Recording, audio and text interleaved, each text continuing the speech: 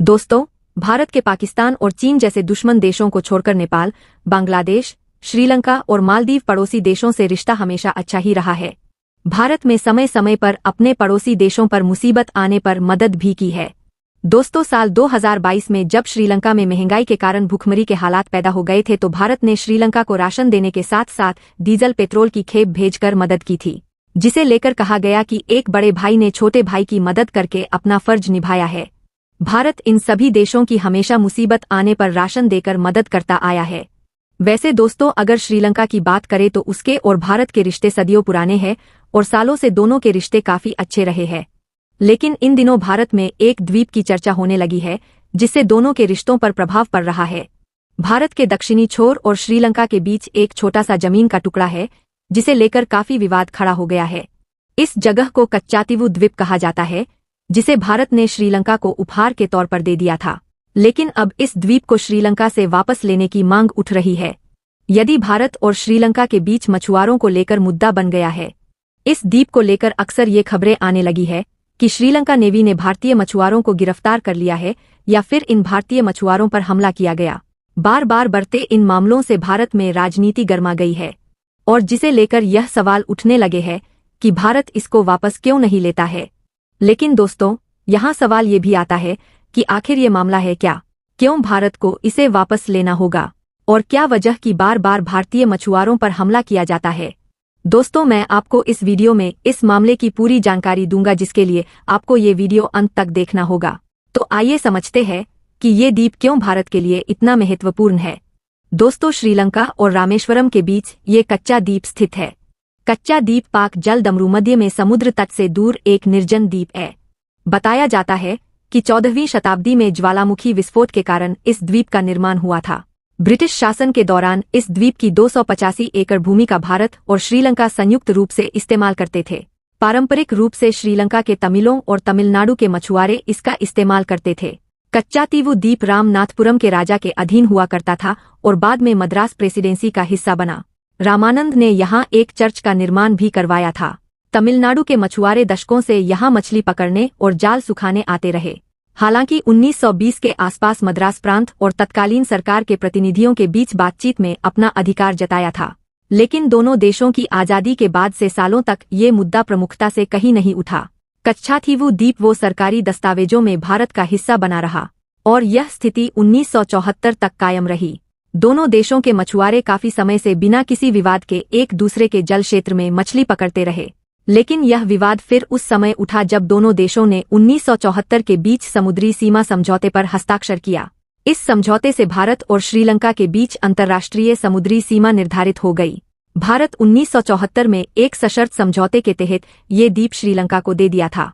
साल 1974 में तत्कालीन प्रधानमंत्री इंदिरा गांधी ने श्रीलंका के राष्ट्रपति श्रीमावू भंडार नायक के साथ एक संधि पर हस्ताक्षर किया और कच्चातीवू द्वीप श्रीलंका का हो गया। दोनों देशों के बीच जो समझौता हुआ उसका मकसद पाक जलदमरू मध्य में संसाधन प्रबंधन और कानून प्रबंधन में सुविधा देना था। इसमें यह भी प्रावधान था कि श्रीलंका समुद्र के विशेष आर्थिक क्षेत्र में भारतीय मछुआरों को मछली पकड़ने की अनुमति नहीं होगी। इसमें पहले के प्रावधान पर कोई स्पष्टीकरण नहीं था। इस समझौते के तहत अब भारतीय मछुआरों को केवल ये अनुमति थी कि वो यहाँ आराम करने, नेट को सुखाने और सालाना सेंट एंथोनी फेस्टिवल में शामिल होने की अनुमति थी। इन्हें इस द्वीप पर मछली पकड़ने की इजाजत नहीं थी। हालांकि भारतीय मछुआरे बेहतर क्षेत्र की खोज में श्रीलंका के जल क्षेत्र में जाते रहे। इस समझौते के बाद भी तमिलनाडु के मछुआरे का कच्चातीवू द्वीप के आसपास मछली पकड़ने का काम करते रहे। कुछ दशक तक तो सब कुछ ठीक रहा, लेकिन ये समस्या तब गंभीर होने लगी जब भारतीय उपमहाद्वीप क्षेत्र में मछली और जलीय जीवन कम होने लगा। भारतीय मछुआरे आगे बढ़ने लगे। अब मछली पकड़ने के लिए आधुनिक ट्रॉलियों का इस्तेमाल किया जाने लगा, जिससे समुद्री जीवन और पारिस्थितिक तंत्र को नुकसान होने लगा। श्रीलंका की नौसेना ने इस पर आपत्ति जताते हुए कही कि मछुआरों को हिरासत में ले लिया जाए। यह द्वीप रामेश्वर से उत्तर पूर्व की दिशा में करीब 10 मील की दूरी पर है। इसका इस्तेमाल भारतीय मछुआरे अपने नेट को सुखाने, मछली पकड़ने और आराम करने के लिए करते थे। लेकिन बॉर्डर पर गिरफ्तारियां शुरू हो गई और श्रीलंका प्रशासन ने कहा कि वो अपनी समुद्री सीमा की रक्षा करने के साथ ही श्रीलंकाई मछुआरों के आजीविका को सुरक्षित कर रहा है। LTT के समय श्रीलंका सरकार ने अपने मछुआरों को सैन्य ऑपरेशन के चलते जल क्षेत्र में जाने से रोका था। 2009 में श्रीलंका के पास स्क्रेड में समुद्री सीमा की कड़ी निगरानी शुरू कर दी। उनकी मंशा ये थी कि तमिल विद्रोही देश में वापस न लौट सके। 2010 में युद्ध खत्म होने के बाद श्रीलंका मछुआरे फिर से क्षेत्र में आवाजाही करने लगे और इस भूभाग पर धावा ठोक दिया, लेकिन तमिलनाडु इस समझौते पर राजी नहीं था। 1991 में तमिलनाडु विधानसभा ने प्रस्ताव पास किया और इस द्वीप को वापस ले लेने की मांग की गई। 2008 में तत्कालीन सीएम जयललिता ने केंद्र को सुप्रीम कोर्ट में खड़ा कर दिया और कच्चातीवू द्वीप को लेकर कोई समझौते को अमान्य घोषित करने की अपील की।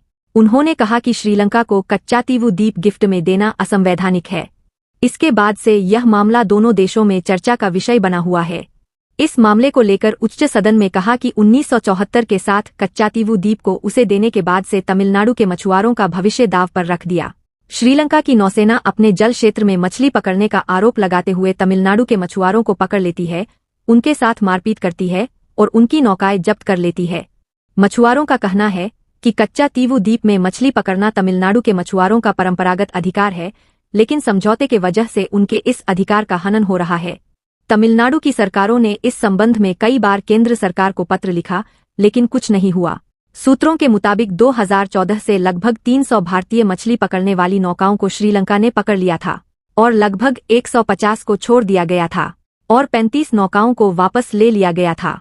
लंबे समय तक बर्थ एक के कारण और प्रकृति की अनियमितताओं के कारण विभिन्न श्रीलंकाई बंदरगाहों में खड़ी तमिलनाडु की नौकाओं को बचाया नहीं जा सका, जिसके परिणाम स्वरूप तमिलनाडु के मछुआरों को आजीविका का स्थायी नुकसान हुआ। वही भारतीय मछुआरे उम्मीद कर रहे हैं कि नरेंद्र मोदी सरकार श्रीलंका से कच्चातीवू द्वीप वापस लेगी, क्योंकि ये द्वीप राष्ट्र को आर्थिक और भौतिक रूप से मदद करने के लिए एक सद्भावना के संकेत को रूप में है।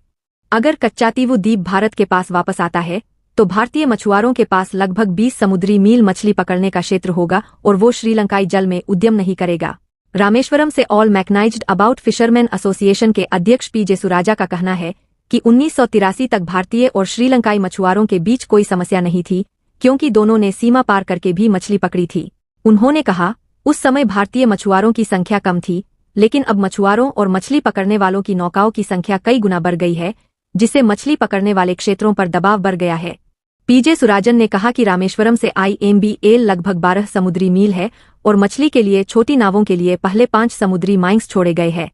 5 से 8 समुद्री माइंस के बीच का क्षेत्र चट्टानी है और यहां मछली पकड़ने का जाल नहीं बिछाए जा सकते। रामेश्वरम तट से केवल 8 से 12 समुद्री माइल के बीच लगभग 1500 मशीनीकृत नौकाओं द्वारा मत्स्य पालन किया जा सकता है।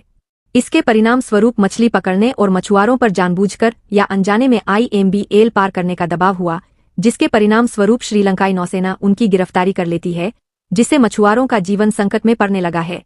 तमिलनाडु भाजपा मछुआरा प्रकोष्ठ के अध्यक्ष ए सतीश कुमार ने IANA से कहा कि अगर श्रीलंका द्वारा कच्चातीवू द्वीप को भारत वापस लौटाया जाता है तो एक स्वागत योग्य कदम होगा और मछुआरों के समस्या का समाधान हो जाएगा।